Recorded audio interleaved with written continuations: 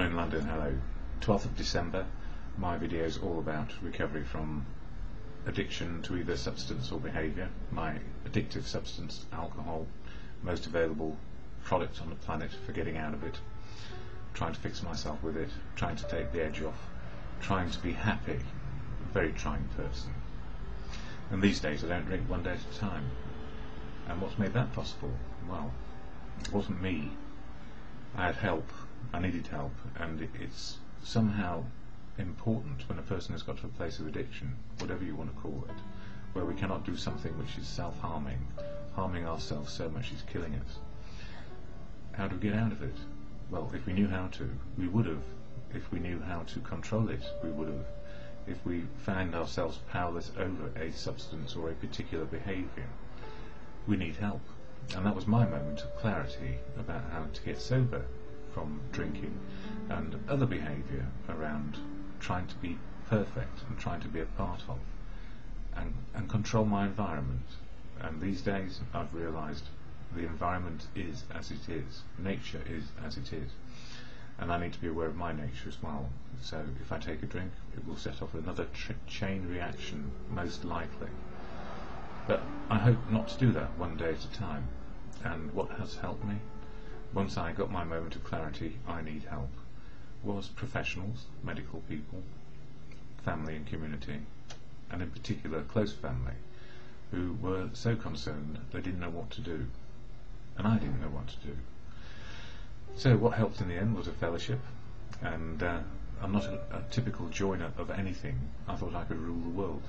So the very idea of being part of a fellowship where people support each other and equalise each other and share experience, strength and hope was quite strange. It was a strange concept, but once I realised I was just another human being on the planet, the fellowship of AA started to make sense, and that's the fellowship of Alcoholics Anonymous. I never speak for AA. It's full of unique, authentic people who will speak on their own behalf where they choose. And when it says Alcoholics Anonymous, the anonymity part is very important. It's the same as anybody trying to find the truth of what's going on for them. Sometimes fear stops us from finding out how to sort out our problems. Typical human condition, we'll keep on going till we fall down dead. So medical, fellowship, all that, not exactly my cup of tea, but it is these days, and I don't hate it, I love it.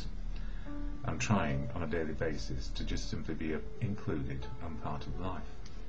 So what is AA? I share the AA preamble, which is said at the beginning of every meeting I go to around here in London, of which there are about 700. And this is what AA is, and it also explains what it's not. Alcoholics Anonymous is a fellowship of men and women who share their experience, strength and hope with each other, that they may solve their common problem and help others to recover from alcoholism. The only requirement for membership is a desire to stop drinking.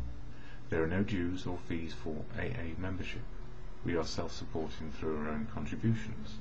AA is not allied with any sect, denomination, politics, organisation or institution, does not wish to engage in any controversy, neither endorses nor opposes any causes.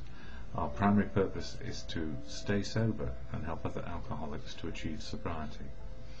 And I'm very lucky that there are so many meetings around here, because if one is disturbing me in some way or other, so I can't listen to help or experience strength and hope, I can go to another meeting. And when we start this journey of recovery, it all seems very complicated, but it's not. Simply, it's not to drink one day at a time and keep on learning what's good for us. And that can be very hard, because if you're like me, or many people, we've spent a lifetime thinking our way out of problems, rather than just exploring the possibilities with other people. We all think we have to be self-determined, I suppose, just self. Yes, very self-oriented society. Not, look after number one, all that. But it doesn't work if we get to a place of addiction towards something or other. So people, places or things. These days, in fellowship, I can listen. And I share here from this book, Daily Reflections, which is an AA publication. And the fellowship is all about 12 steps, 12 traditions, living well one day at a time. And in the Daily Reflections it covers step 12, tradition 12, in December. And step 12 says here, having had a spiritual awakening as the result of these steps, we try to carry the message to alcoholics and to practice these principles in all our affairs. So really what it's saying is to share a message of how to be open, honest and willing to change. And the tradition 12, anonymity, is the spiritual foundation of all our traditions, ever reminding us to place principles before personalities.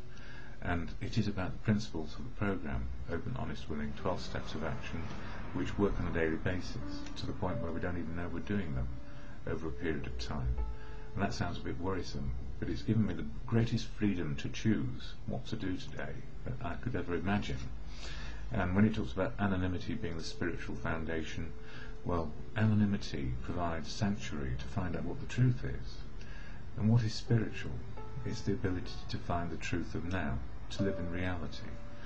And if ever there was a program which offered a way forward in this, it's not about sitting and meditating all day long, or being up a mountain where the view is better, or giving up everything else. It's the ability to see reality. And as many religious people say, what is spiritual? It's the ability to cope with what is going on in unity rather than individually.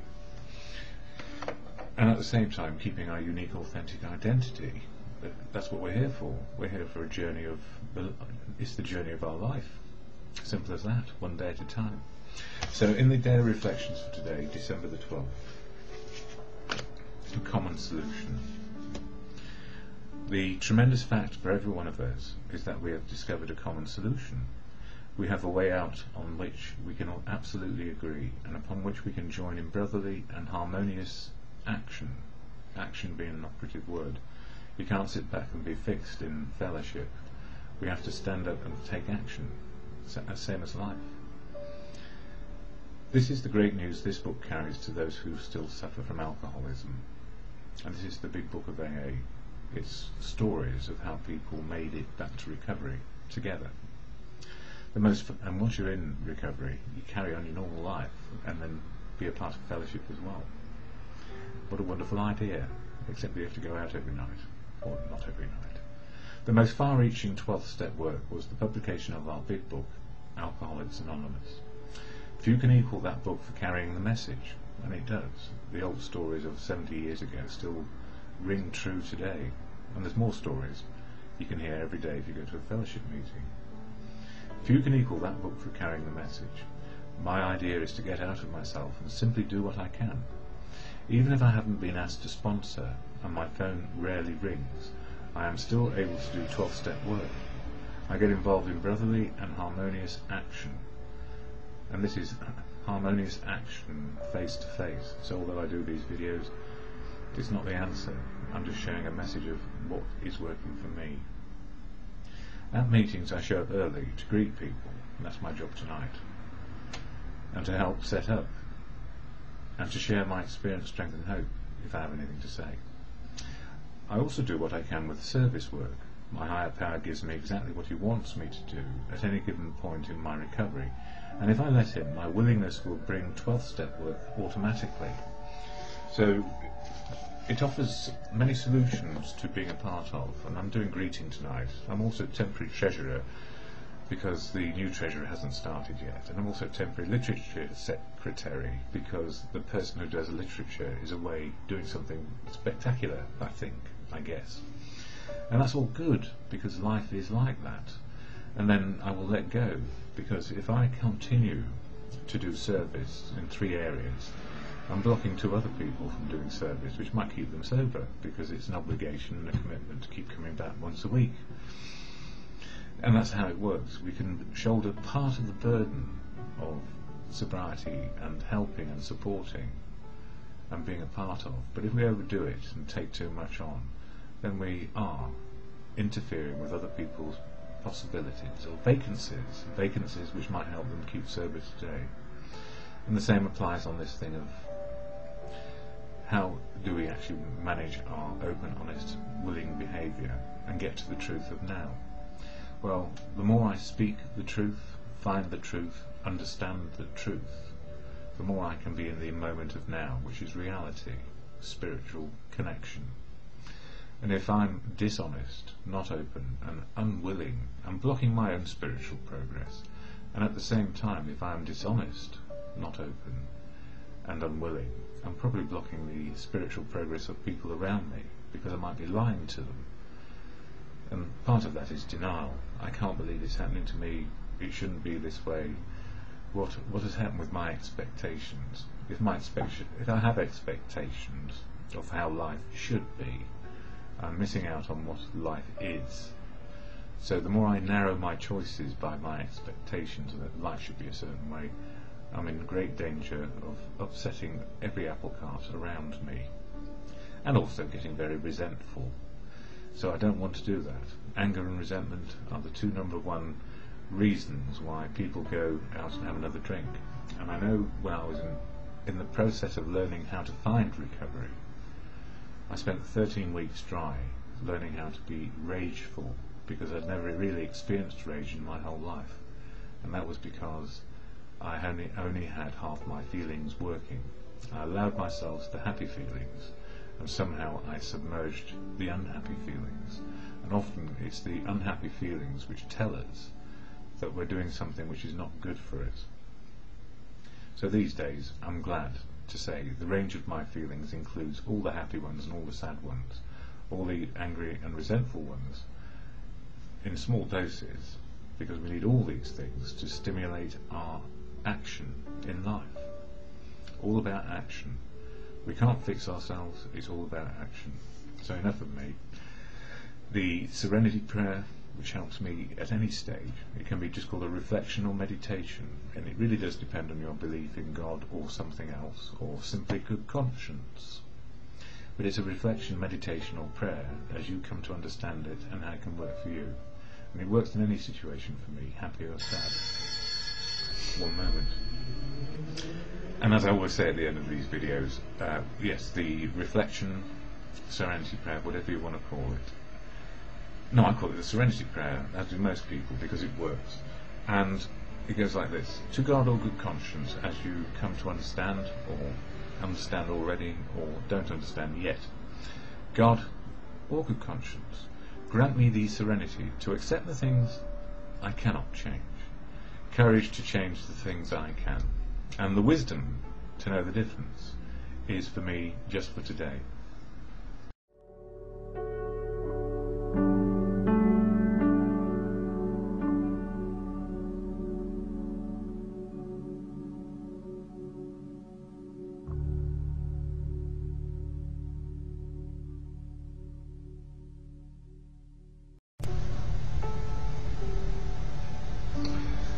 DonInLondon, hello, December the 12th, 2009. My video is all about recovery from addiction to either substance or behaviour. My addictive substance, alcohol, my behaviour, well, cross-addicted, I guess, over the years. Work, relationships, collecting, anything at all to make me feel okay. Or more than okay, feel good, convivial, joyful. And also access all of my repertoire of feelings, from happy to sadness, to love to hate, to anger, to peace, to solitude, to being with people. That's what alcohol helped me do, or so I thought. But what happened? Well, with the first drink I ever took, it took the edge off me. And that's what we say, you know, let's take a drink to take the edge off. And what I didn't realise, it was taking the edge off my feelings, emotional understanding of life, my spiritual understanding of life, seeing the truth of now, and had an impact on me physically. And the elusive part of drink is, once we have a taste for it, and we feel the change or taking the edge off, we want more. Until, for me, I became dependent, and then addicted. And then, I guess the road along from conviviality and joyfulness, or just to be able to experience emotions, at the extremes often, meant dependency and addiction were just waiting to happen.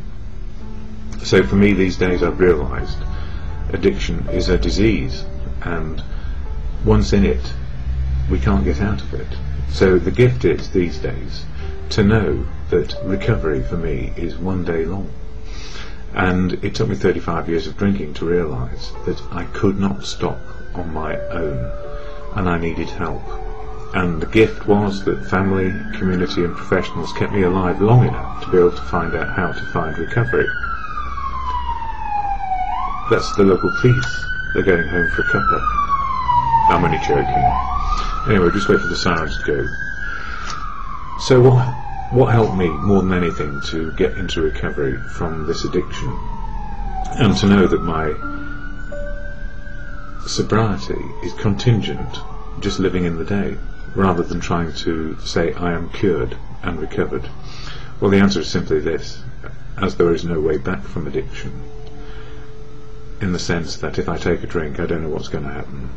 The first one will do the damage, and then 1,000 won't do. It's just the way it is, because I'll be chasing that feeling again of conviviality. So these days a fellowship helps me keep sober, as well as family, community and professionals. So it's an inside job, me keeping me well, but I need every external resource to help me understand what's going on inside me. So when I talk about fellowship, I talk about the fellowship of AA, Alcoholics Anonymous. I don't speak for AA. It's a unique, authentic group of people who remain unique and authentic, and each and every person has their own personal outlook.